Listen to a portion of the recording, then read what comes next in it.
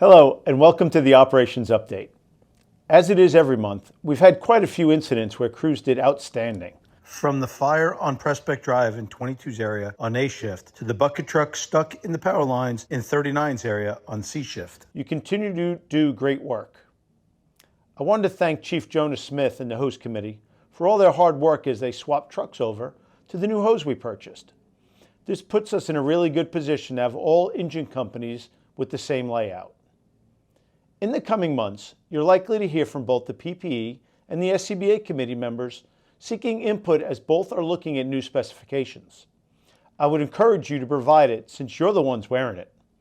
Be open and honest since especially the SCBA will be here for the next decade. This is a reminder that in 2019, an IB was sent out stating all companies will go through the responding battalion chief to be added to box alarms. I want to reinforce that this is still the case. I want to cover some things that you can help with that affect our budget. You already know we scratch and claw to get all we can from the city, but we also have some areas that you can help us with. The first one is damaged and missing equipment. We all understand wear and tear on equipment when you're out running the 130,000 plus calls that we run, but we also lose a lot. Last year we spent a substantial amount of money to replace damaged or missing equipment, much of which is just classified as, I couldn't find it and neither could the other shifts. We have to be more accountable for our equipment, whether it's on a scene or when you're swapping out rigs.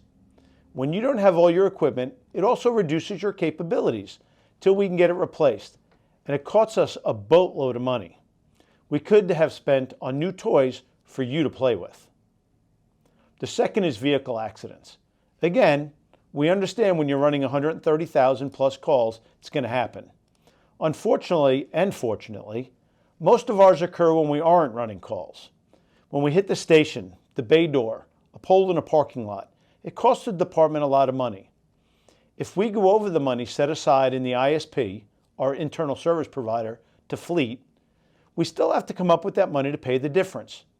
A great example is a recent accident where a company brushed a bollard in a parking lot and just scratched the side of the rig. Unfortunately, that scratch and brush shifted the pump and it'll incur a considerable cost to fix it. Again, money we could have spent to buy you the stuff that you want. Lastly is utilities. Temperatures are rising and I know how uncomfortable it can get. In the winter, keep the doors closed. Turn off one of the many TVs you have. Turn the lights off when you can. If you can help save even $1,000 a month, that gives us an extra $12,000 to buy, again, the new stuff that you want on your rigs. I know it sounds petty, but I'd love to have the money to buy a second tick for every company, an extra saw for the ladders, and a host of other requests that we evaluate. I can do some of these with just a little help from you.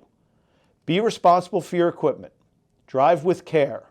Watch your energy use. A little really does go a long way in helping us help you get what you need.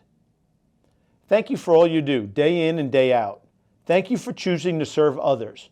And most of all, thank you for making us the best fire department in the country. Stay safe.